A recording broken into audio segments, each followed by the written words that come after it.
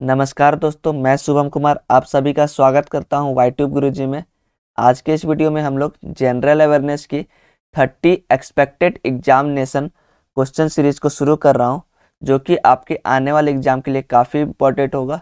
और इस वीडियो में सिर्फ हम इन 30 क्वेश्चन को ही नहीं देखेंगे, बल्कि इसकी डिटेल एनालिसिस को जानेंगे, जो कि आपके आने वाले एग्जाम NTPC CPT 2 और RRB ग्रुप डी के लिए काफ़ी इंपॉर्टेंट होगा। तो चलिए वीडियो स्टार्ट करते हैं। तो हमारा फर्स्ट क्वेश्चन है कि भारत की संसद द्वारा पर्यावरण संरक्षण अधिनियम किस वर्ष से पारित किया गया था। तो पर्यावरण संरक्षण अधिनियम 1986 में शुरू किया गया था। तो इस अधिनियम से रिलेटेड और क्या क्या इंपॉर्टेंट बातें हो सकती है, तो इसके अलावा वन्य जीव संरक्षण अधिनियम की बात की जाए तो इसे 1972 में चालू किया गया था। जल प्रदूषण और निवारण अधिनियम की बात की जाए तो इसे 1974 में चालू किया गया था। और वायु प्रदूषण और निवारण अधिनियम प्रोजेक्ट 1981 से स्टार्ट हुआ है। जैव विविधता एक्ट 2002 में आया है और राष्ट्रीय हरित प्राधिकरण अधिनियम 2010 में आया है। ये सारे पॉइंट आपके एग्जाम के लिए इंपॉर्टेंट होगा। नेक्स्ट क्वेश्चन की ओर चलते हैं। नेक्स्ट क्वेश्चन है सबरीमाला मंदिर कहाँ पर स्थित है। तो सबरीमाला मंदिर केरल में स्थित है। और इम्पोर्टेंट मंदिर में बात की जाए तो मुक्तेश्वर मंदिर भुवनेश्वर उड़ीसा में, इस्कॉन मंदिर वृंदावन उत्तर प्रदेश में, गोमतेश्वर मंदिर श्रवण बेलगोला कर्नाटक में है, अक्षरधाम मंदिर दिल्ली में है, विरूपाक्ष मंदिर हम्पी कर्नाटक में है, बृहदेश्वर मंदिर तंजावुर तमिलनाडु में है, लिंगराज मंदिर भुवनेश्वर उड़ीसा में है, और कामाख्या मंदिर गुवाहाटी असम में। ये सारे आपके लिए इंपॉर्टेंट हो सकते हैं। नेक्स्ट क्वेश्चन है निम्नलिखित में से कौन सी बीमारी विषाणु से होती है। तो यहाँ पर 3 ऑप्शन दिए गए हैं, क्षय रोग, टाइफाइड, हैजा और एक चेचक। तो चेचक जो है वो विषाणु से होता है, बाकी ये तीनों जो ऑप्शन है वो जीवाणु से होने वाली बीमारी है। विषाणु से रिलेटेड और क्या क्या बीमारी होती है तो उसे देख लेता हूँ। तो उसे एक ट्रिक के माध्यम से आप याद कर सकते हैं। इसका ट्रिक है रेखा हमें हिट करके पोइचे छोड़ गई। पोइचे यहाँ पर पीछे से रिलेटेड है, तो हर एक वर्ड का निमोनिक है। जैसे रे से रेबिज, खा से खसरा, ह से हर्पिस, में से मेनिंजाइटिस, ही से हेपेटाइटिस, ट से ट्रैकोमा, ओ से पोलियो, ए से एड्स, चे से चेचक, छो से छोटी माता, ड से डेंगू, ग से गलसुआ और ई से इन्फ्लुएंजा।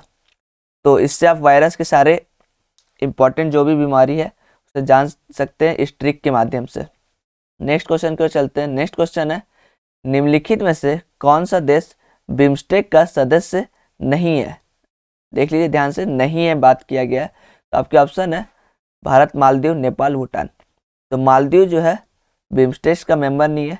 बिम्स्टेक में बात की जाए तो बिम्स्टेक का फुल फॉर्म होता है bay of Bengal initiative for multi sectoral technique and economic corporation, जिसकी स्थापना 6 जून 1997 को हुई थी और इसका मुख्यालय ढाका बांग्लादेश में है। बिम्स्टेक में कुल 7 देश है, भारत, नेपाल, श्रीलंका, बांग्लादेश, भूटान, म्यांमार और थाईलैंड। और ऑप्शन के हिसाब से मालदीव इसका मेंबर नहीं था। तो यही 7 देश बिम्स्टेक के अभी मेंबर है। नेक्स्ट क्वेश्चन है महारत्न केंद्रीय सार्वजनिक क्षेत्र उपक्रम की सूची में निम्नलिखित में से कौन सी कंपनी शामिल है। तो 4 ऑप्शन दिए हैं, इसमें से महारत्न कंपनी कौन सी है उसे चुनना था।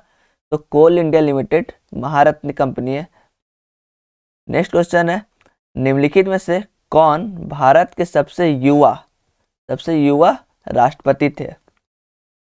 तो ऑप्शन थे राजेंद्र प्रसाद, डॉक्टर एस राधाकृष्णन, जाकिर हुसैन और नीलम संजीव रेड्डी। तो इसका सही आंसर है नीलम संजीव रेड्डी, क्योंकि नीलम संजीव रेड्डी ने 25 जुलाई 1977 को मात्र 64 ईयर की एज में भारत के 6ठे राष्ट्रपति के रूप में कार्यभार संभाला था। और ये सबसे कम उम्र के यानी कि सबसे युवा राष्ट्रपति भारत के बने हैं। नीलम संजीव रेड्डी को और किस लिए जाना जाता है, तो ये 25 जुलाई को निर्विरोध चुनाव जीते थे, जिस कारण इस 25 जुलाई को भारतीय राजनीति में लकी डे के रूप में जाना जाता है, क्योंकि जो नीलम संजीव रेड्डी थे वो निर्विरोध इस इलेक्शन को जीता था, यानी कि इनका कोई ओपोनेंट भी नहीं था। नेक्स्ट क्वेश्चन है इसरो ने किस वर्ष मार्स ऑर्बिटर मिशन की शुरुआत की। यानी कि मंगलयान की बात की जा रही है। मंगलयान मिशन भारत की तरफ से कब हुआ था? तो ये 2013 में हुआ था। 2013 में भी कब? तो भारत से 5 नवंबर 2013 को ये सैटेलाइट जो मंगलयान था उसे लॉन्च किया गया था। नेक्स्ट क्वेश्चन की ओर चलते हैं। नेक्स्ट क्वेश्चन है, निम्नलिखित में से कौन सहजीवी संबंध को दर्शाता है? तो जल तिप्तिया, फ्यूनेरिया, काई, यूलोथ्रिक्स। तो यहाँ पर काई जो है इसका सहजीवी संबंध बताता है, बाकी इससे सहजीवी से रिलेटेड नहीं है। नेक्स्ट क्वेश्चन है, निम्नलिखित में से कौन सा दर्रा श्रीनगर और लेह को जोड़ता है? देख लीजिए ध्यान से, यहाँ श्रीनगर और लेह की बात की गई है। आपके ऑप्शन है बड़ा लाचा, नाथुला, जोजिला और जेलेपला। तो जोजिला दर्रा जो है यही दर्रा श्रीनगर और लेह को आपस में जोड़ता है। बाकी और कुछ प्रमुख दर्रे के बारे में मैंने बात किया है, जैसे बारालाचा ये हिमाचल प्रदेश में, ये मंडी और लेह को जोड़ता है। वहीं बनिहाल दर्रा जो है वो जम्मू कश्मीर को जोड़ता है। खारडुंगला जो दर्रा है ये जम्मू कश्मीर में ये लेह और नुब्रा इन दो स्थानों को जोड़ता है। और कोंगता दर्रा जो है वो जम्मू कश्मीर में ये लद्दाख और जो अक्साई चीन वाला एरिया है इन दोनों को जोड़ता है, ये कोंका दर्रा। तो आपके एग्जाम के लिए काफ़ी इंपॉर्टेंट हो सकता है कोंका दर्रा। और है चांगला दर्रा। चांगला दर्रा जम्मू कश्मीर में ही है। नाथुला दर्रा सिक्किम में है। जेलेपला दर्रा सिक्किम में है। और एक माना, नीति, लिपुलेख तीनों अलग अलग दर्रा है। माना दर्रा, नीति दर्रा और लिपुलेख दर्रा, तीनों दर्रा उत्तराखंड में है। तो ये सारे आपके इंपॉर्टेंट हो सकते हैं एग्जाम के लिए। नेक्स्ट क्वेश्चन है, महात्मा गांधी ने साबरमती से लेकर दांडी तक प्रसिद्ध नमक मार्च शुरू किया था। तो ये दांडी जो है गुजरात के किस जिले में है? तो जो दांडी है वो गुजरात के नवसारी जिले में है। नेक्स्ट क्वेश्चन है, चित्रकला की पटचित्र शैली निम्न में से किस राज्य की सबसे पुरानी लोकप्रिय शैली है? यहाँ पे पटचित्र की बात की है, यानी पट मतलब होता है कपड़ा। तो कपड़े पे चित्र बनाने की शैली इनमें से किन राज्य में है? तो उड़ीसा राज्य की पटचित्र शैली वाली चित्रकला शैली एक है, जो कि एक लोकप्रिय कला है। नेक्स्ट क्वेश्चन है, प्रार्थना समाज के संस्थापक कौन है? तो यहाँ के ऑप्शन के हिसाब से आत्माराम पांडुरंग प्रार्थना समाज के संस्थापक है। आत्माराम पांडुरंग ने 31 मार्च 1867 को इस प्रार्थना समाज की स्थापना की थी। नेक्स्ट क्वेश्चन है, निम्नलिखित में से कौन सा देश संयुक्त राष्ट्र सुरक्षा परिषद यानी UNSC United nation security council का स्थायी सदस्य नहीं है? यहाँ पर बात किया गया इनमें से ऑप्शन में से कौन सा नहीं है। तो आपके ऑप्शन है जापान, फ्रांस, चीन और यूनाइटेड किंगडम। तो जापान जो है वो यूएनएससी का स्थायी सदस्य नहीं है। बाकी जो फ्रांस, चीन, यूनाइटेड किंगडम है ये इसके स्थायी सदस्य है। इसके और डिटेल मैं जानता हूँ। तो यूनाइटेड नेशन सिक्योरिटी काउंसिल यानी संयुक्त राष्ट्र सुरक्षा परिषद का टोटल 15 सदस्य मेंबर है, जिसमें 5 जो होते हैं स्थायी होते हैं और 10 अस्थायी होते हैं, जिसमें से 3 आपको देखा होगा ऑप्शन में दिया हुआ था। उसके अलावा टोटल वो 5 स्थायी सदस्य कौन से है? तो वो स्थायी सदस्य चीन, रूस, फ्रांस, ब्रिटेन और यूएसए, ये 5 देश संयुक्त राष्ट्र सुरक्षा परिषद यानी यूनाइटेड नेशन सिक्योरिटी काउंसिल के स्थायी सदस्य है। अस्थायी सदस्य इसमें 10 है, जिनका कार्यकाल 2 वर्षों का होता है, यानी कि हर 10 मेंबर 2 वर्षों के लिए इसके मेंबर रहते हैं। इस समय भारत भी यूनाइटेड नेशन सिक्योरिटी काउंसिल का मेंबर है, जो कि 2021 से बना था, जिनका कार्यकाल 2022 में कंप्लीट होगा। इसी मेंबर के साथ भारत अब यूनाइटेड नेशन सिक्योरिटी काउंसिल का 8 बार अस्थायी सदस्य बन चुका है। तो ये सारे फैक्ट आपके एग्जाम के लिए काफ़ी इंपॉर्टेंट हो सकते हैं। अगर वीडियो अच्छा लग रहा है, हमारे कंटेंट अच्छे लग रहे हैं, तो वीडियो को जरूर लाइक करिएगा, शेयर करिएगा। नेक्स्ट क्वेश्चन है, सुकन्या समृद्धि योजना ये किससे संबंधित है? तो सुकन्या समृद्धि योजना नाम से पता चल रहा है बालिकाओं से संबंधित है। बालिकाओं के लिए एक लघु जमा योजना है। नेक्स्ट क्वेश्चन क्यों चलते हैं, भारत के किन 2 शहरों के बीच पहली semi high speed train Vande Bharat express, आप सभी ने नाम सुना होगा वंदे भारत एक्सप्रेस का, तो ये कहाँ से चलती है? तो नई दिल्ली और वाराणसी के बीच ये ट्रेन चलती है, नई दिल्ली से वाराणसी। नेक्स्ट क्वेश्चन है, निम्नलिखित में से कौन डीआरडीओ द्वारा विकसित एक मल्टी बैरल रॉकेट है? बात की गई है मल्टी बैरल रॉकेट की, तो मल्टी बैरल रॉकेट इसमें से चारों में से पिनाका है।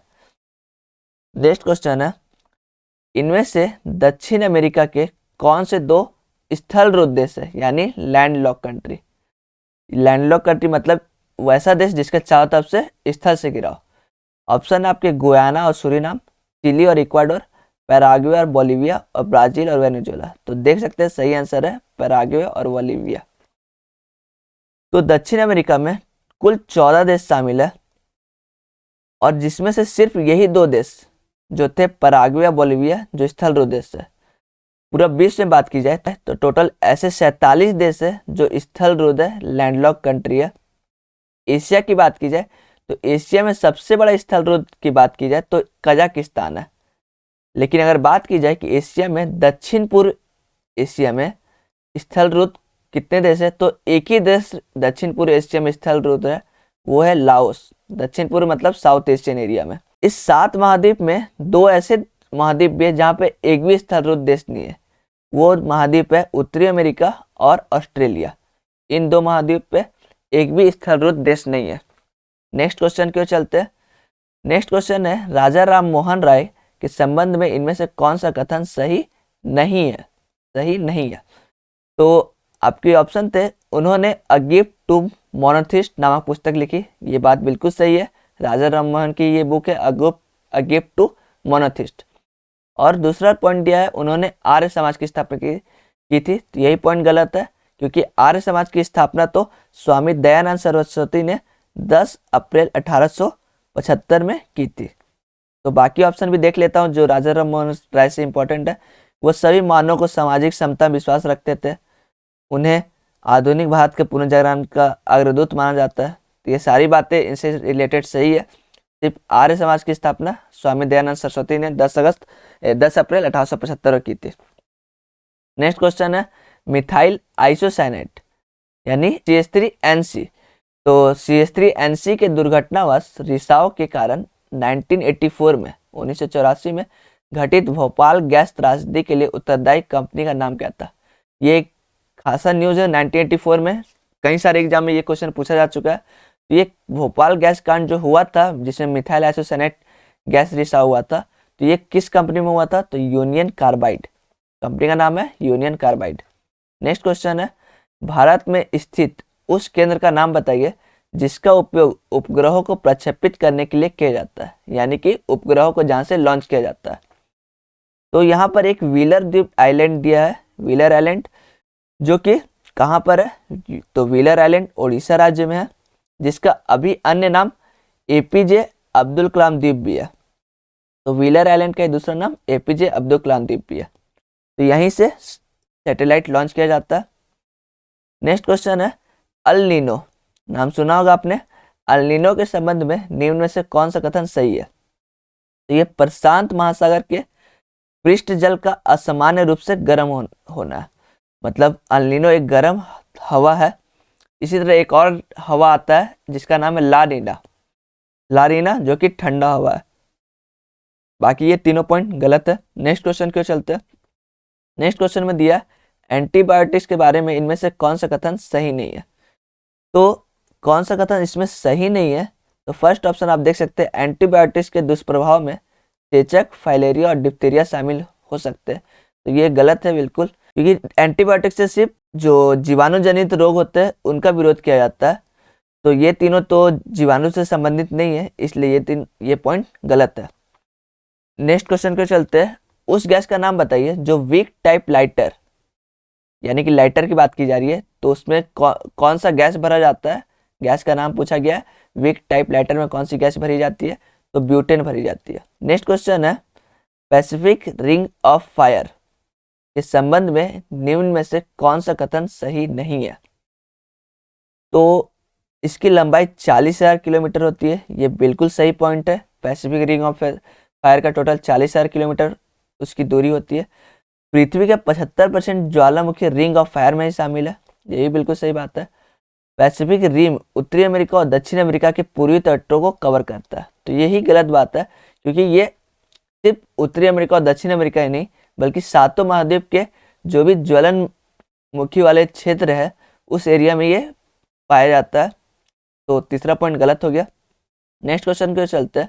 भारतीय संविधान के किस अनुच्छेद के अनुसार प्राकृतिक पर्यावरण की सुरक्षा प्रत्येक नागरिक का मौलिक कर्तव्य है? यहाँ बात की गई है मौलिक कर्तव्य की, तो इसका आर्टिकल है आर्टिकल 51A। ये भाग पूछा जा सकता है, तो ये भाग 4A में आता है। नेक्स्ट क्वेश्चन है, निम्नलिखित में से कौन सा कथन मैंग्रोव वनों के बारे में सही नहीं है?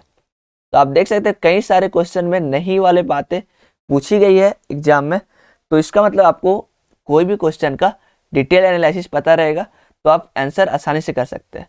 तो यहाँ पर ऑप्शन में मैंग्रोव लवण सहिष्णु जड़ी होते हैं, बिल्कुल सही जवाब है। वहाँ पे लवण से रिलेटेड मैंग्रोव वन में सॉल्टेड वाटर में बना रहता है ये वाला वन, मतलब फॉरेस्ट होता है। वे हिमांक तापों को सहन नहीं कर सकते, ठंडे प्रदेशों में ये बिल्कुल नहीं होते। मैंग्रोव वन तट रेखा को बनाए रखते हैं और अपरदन को कम करते हैं, ये बिल्कुल सही बात है, क्योंकि आप देख सकते हैं भारत में सबसे बड़े क्षेत्रों में मैंग्रोव वन सुंदरबन डेल्टा में, और वो भी मृदा अपरदन को रोकता है, क्योंकि डेल्टा मतलब वही होता है मृदा को रोक के रखना। नेक्स्ट है मैंग्रोव विच ऑक्सीजन समृद्ध मृदा वाले क्षेत्र में उगते हैं।